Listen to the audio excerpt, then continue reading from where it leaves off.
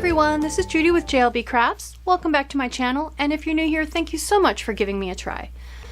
It's almost the start of a new year, and I've seen a lot of people who are considering trying something new for next year, and they've had a lot of questions. Anytime you try something new, there are a lot of unknowns and a lot of questions. So I thought I would do a quick video on just planning 101 terminology. What does this mean? What does that mean? So let's get started. The first thing I want to talk about is planning. We all have a good idea what planning is. We collect information in some sort of time-bound fashion, and we store it in one place, and that can be electronically, that can be physically. There are many, many different ways to plan. This is my planner. I'm just kind of idly flipping through so you have something to look at. So first I want to talk about how planners are bound. Those of us that have always been in the happy planner world may forget that there are other ways that physical planners can be bound. And by binding, I just mean how everything's held together. So we all were exposed probably pretty early on in our school life to 3-ring binders. This is just a generic 3-ring binder I pulled off my bookshelf to remind you guys what a 3-ring binder looks like. There are ring-bound planners. Usually they have 3 and 3, but they can come in all kinds of different configurations. Much like a disc-bound planner, this allows you the flexibility of rearranging things, frankenplanning, and don't worry, I'll get into what the term frankenplanning is. This is a disc-bound planner. Everything is punched and can go on and off the discs and be put in to whatever order you want. This is a disc-bound planner. Again, very highly functional. You can pull things out, you can add things in, you can rearrange things. Slightly less flexible are spiral-bound planners, which literally just means all the pages are held together with a spiral. I have taken these apart. This is just a notebook I had that I didn't end up using, a work notebook. I have taken these apart and put them back together to rearrange the pages, but it is quite arduous and I don't recommend it. There are also planners that can be sewn together, and these little books that are kind of sewn together within it. It all is seamless as a book. These are called signatures. This is something you get into if you ever look into junk journaling, which is kind of coffee staining and just putting together all kinds of random junk into a planner. It's pretty cool looking, very antique-y, but for me, not practical as a day-to-day planner. So if you're curious though, look up junk journaling on YouTube and you will have hours of videos to binge watch. You can also have a hardbound planner. This is an olive something, Archer and Olive notebook. And it's definitely meant to be used as a planner. This has got a dot grid on it. It's got a pen loop. It's got bookmarks, ribbons for bookmarks, and a rubber band to hold it closed. So this is again considered a hardbound.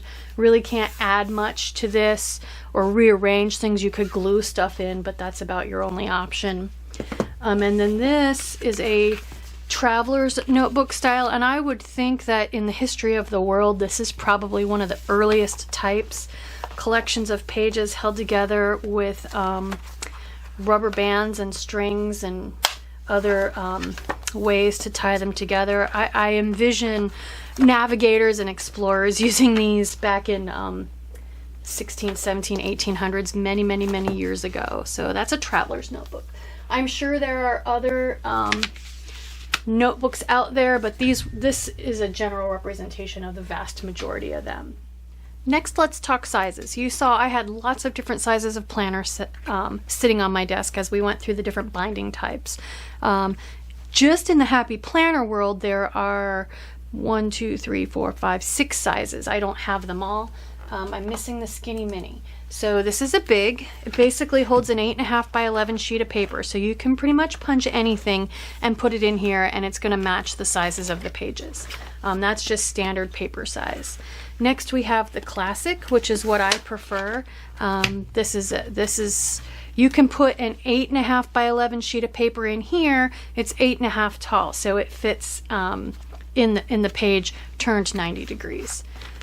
This is a skinny classic, and it is as tall as the classic, but a couple inches narrower. This is a mini, 7 discs, and I failed to mention, you can tell what size something is by counting the number of discs in the Happy Planner world. Big always has 11. Anything classic is always going to be 9. Mini is always going to be 7. There's a mini. This is the mini. It's quite a bit smaller than the classic. And then there's, again, as with the classic, there's a skinny version of the mini. That's the one I don't actually have. It's a couple inches narrower. A lot of people favor those to use in their purses and pocketbooks, backpacks, whatnot. And then this, I believe, is called a micro, and it only has 4 discs. This came out, I think, last year around Christmas time. So that's the Happy Planner world. I'm gonna put up a graphic now and talk about outside of the Happy Planner world, because many people are outside of the Happy Planner world.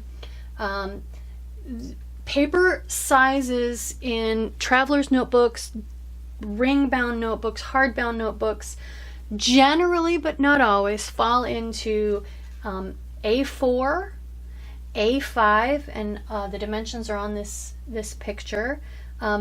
Personal, which will be personal, compact, and slimline, pocket, and mini. Now, I have only just very slightly dabbled outside of the Happy Planner world, so I'm not super familiar with any of these. If you have more questions about these, drop them in the comments below. I'll do some research and do my best to try to answer them for you. Otherwise, you can research as well on your own. Next, I'd like to talk about layouts. So when we start to talk about layouts, we need to start thinking about the time scale that we're looking at. So you can have a life plan, you can have a 5-year plan, you can have a 1-year plan, you can have a 1-day plan that breaks things down by the hour or by the minute even. This is a year at a glance calendar. There's 2020, 2021. So this is the entire calendar year at a glance. It's a little bit small, a little bit impractical for actual planning. This is called a perpetual calendar. So this is each day, Wednesday, July 1st, Thursday, July 2nd. So there are many, many, many different ways and other videos that give you ideas for how to use this.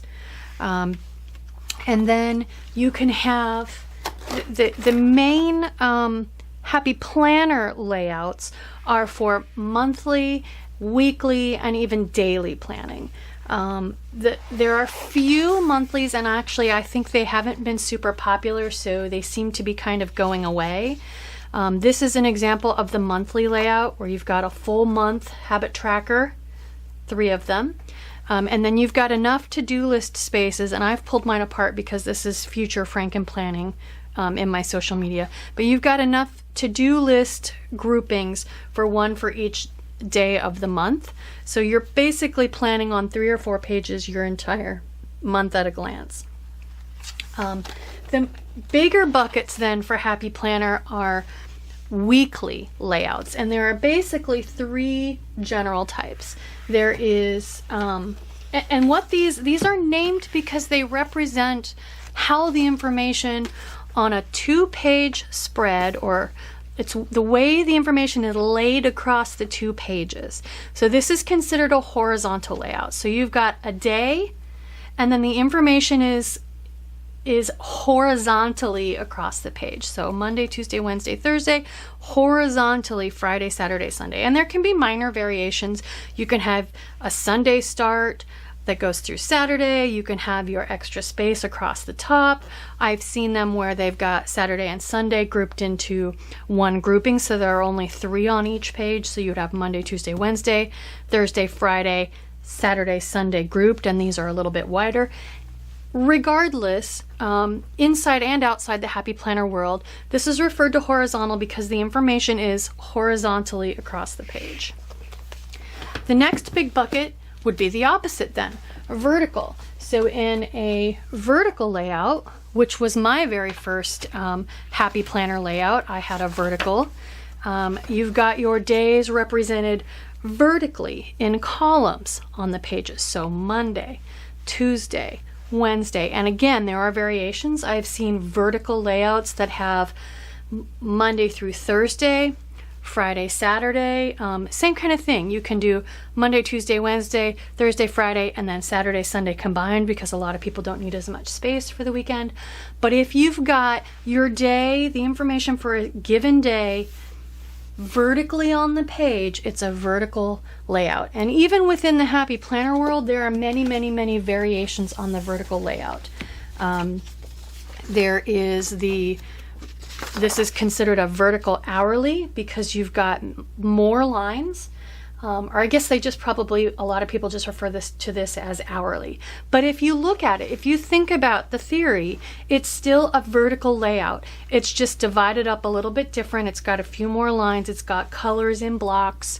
Color block is another vertical layout. It's in that same vertical bucket, but it's a student planner. I don't have an example of one of those. The Faith Planner is another example of a variation, but still a vertical layout. So you've got things divided up. The Health and Wellness Planners, again, vertical layouts. You've got vertical space assigned to each given day. The Original Wellness Planner is a vertical layout, and this one is actually very similar. And if you watch any of my Wellness Plan With Me videos, you'll see that I can take any normal Happy Planner vertical layout and I use some stickers that I made to create my own wellness, to convert it to my own wellness, because this has 3 evenly sized vertical boxes on each day, so it's really easy to convert this into a wellness and fitness planner, because again, all vertical. So that's probably, at least in the Happy Planner world, the biggest bucket of options for Happy Planner. The final layout doesn't really fit in either of those categories. The final layout is called a dashboard. This is what I prefer for my social media planner. I'm just going to turn to an example week so that we can discuss it, if I can find one. Here we go. So in a dashboard layout, it's kind of a hybrid. You've got generic space on the left-hand side and day-specific space on the right-hand side. And this can take many, many, many different forms. But I guess so the word dashboard in Happy Planner world can mean 2 different things. It can be this particular layout. Dashboard can refer to the style of layout. A dashboard also can be a heavy plastic or laminated extra wide bookmark, if you will, that's used to separate different sections of your planner. This is considered also a dashboard. This actually was the original term in Happy Planner world. This was a dashboard. Then they came out with this layout that spreads the information across 2 pages, and this became known as the dashboard layout. So I've seen a lot of posts, a lot of confusion about the word dashboard. In Happy Planner terminology, it can be the layout or the physical divider within your planner. Probably the most functional layout is called a bujo, or it's short for bullet journal, B-U-J-O.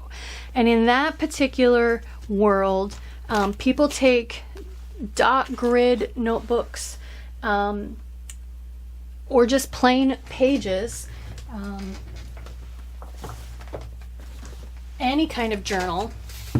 There's a whole, if you look on Instagram, if you're an Instagram person, there is a whole subset of folks who do blackout journals. They literally just take bound notebooks or loose leaf and a ruler and pens, and they create their own layout, and they create it fresh every week. They can do a daily, they can do a monthly.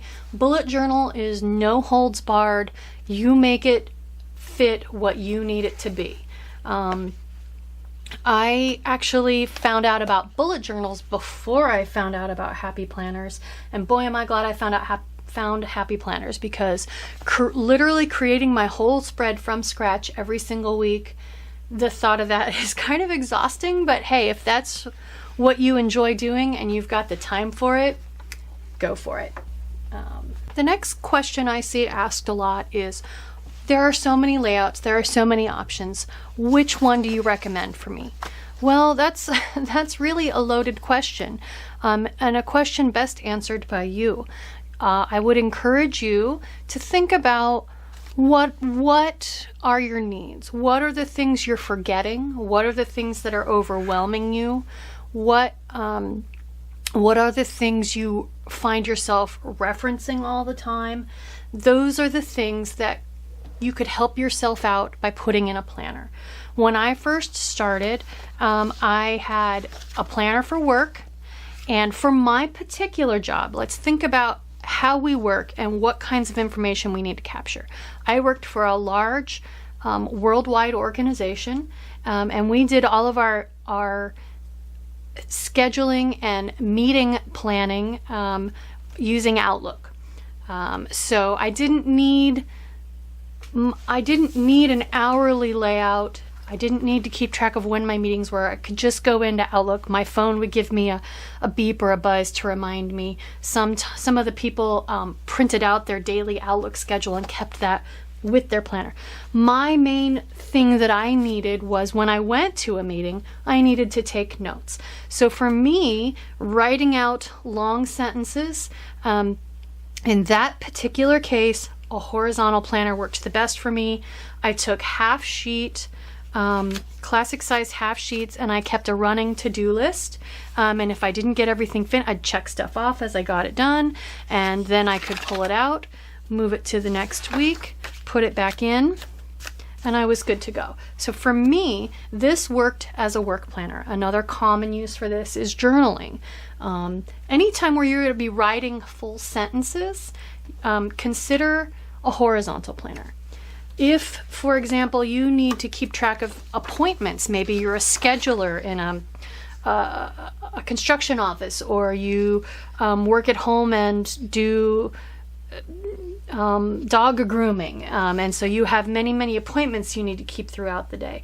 You don't need so much to take long, detailed notes throughout the day, but you need lots of space for scheduling in great detail. Maybe an hourly planner would work best for you. Lots of people ask how you divide up the vertical boxes. Well, when you look at this, what comes to mind? For me, the first thing that jumps into my mind is morning, midday, and evening. If you've got, maybe you look at this and you think personal kids household, or you think you have animals that are special needs and you have a lot of vet appointments and daily things to keep track of. So maybe you have humans, animals, and house, or there are many different ways to divide up the information on a vertical planner. And I would encourage you again to think about, when you start thinking about the things you forget, the things that you struggle with, what buckets do those fall into? And then for the dashboard planner, I adore the dashboard for my social media, and here's why. I have very specific things I need to do on very specific days, mostly posts in different social media platforms, Facebook, Instagram, YouTube, very day-specific items. So I use the right side for that. I also have general things that I need to get done. What did I decide I was going to use as my theme to decorate my wellness planner? What recipe am I going to do? What miscellaneous video am I going to do? So I also have general things that decisions that need to be made, ideas that I have, things I need to capture for just sometime during the week that aren't necessarily day specific. So for me, the dashboard planner works really well for social media. So start by thinking about the information that keeping track of is going to help you, and then look at how it lays out. And this can evolve and change. It took me a long time to refine my system to a point where I had what's called planner peace. And it is possible, and it's a moving target. I have changed, just in the last few months, I've changed the way I do things. So there's nothing wrong with that. The next question I see a lot is, how many planners do you have, and why do you have so many? I started out with 2 planners. I have, my husband and I were both engineers. We were both salaried, and I tell you what, if you don't separate to some degree work from home, work can take over your life. So I had a rule about keeping work and home separate. So if we go on vacation, if it's the holidays, I don't have a section in the back of my planner that's work that is calling to me, right? I can leave the work planner completely separate off of my desk, and I don't have it calling to me. If your work situation could suddenly change, that's an unpleasant reminder. You would do yourself a disservice if you have it so intermingled with your personal that you have all those sad reminders. Just a couple of thoughts, personal thoughts on why I would keep work and home separate. But I had for a long time, I was quite happy with my horizontal for work and my vertical for personal. Then I left the corporate world and I started keeping social media, and I was trying to squeeze all my personal, like household stuff, meal planning. I was trying to squeeze all of that and social media on one layout. With a little bit of decoration. If you guys watch any of my planning videos, you'll see I have a very functional spreads, but I also like to have decoration because it keeps me coming back to my planner. So for me, it was time to add a second planner when I ran out of space. Write to the size you're comfortable writing in, decorate the amount you're comfortable decorating, and when you start to run out of space, or when it starts to get too intermingled and confusing, add a second planner. And you can do like I do. I love my transformer planner. For those of you that are new, I keep 3 planners in one, all on one set of discs. Another reason to add a second planner would be privacy concerns. And I'm not talking, CIA level stuff. I'm just talking if you're doing your health and wellness and fitness journaling, and you also have a husband, teenagers, kids, people who you are keeping a schedule or other information for, and there's any reason for them to want to check your planner or add something to your planner, or if you have very little ones, spill something on your planner, that may be a reason for you to keep a separate wellness journal, a section that they have no reason to go and visit, a section just for you. So I keep my health and fitness and wellness in its own separate section. I also feel the need to decorate slightly different. I like this to be lots of natural things, plants, florals, animals, calming. I don't really get into the whimsy and the holiday decorations. This is just for me, my wellness planner, and I like it to be kind of serene and calming. My social media planner is dashboard, all business, lots of goals, lots of rah. So I decorate this one differently. My catch-all planner, I like to have fun with birthdays and holidays and whimsy, so I decorate this one differently. I have time to be able to do that. You may not have time. I don't want you to get overwhelmed. Start small and add as you need. Expand. Finally, for this video at least, and we've touched on this just a little bit, what information can you capture? It's endless. You literally can capture any information you want.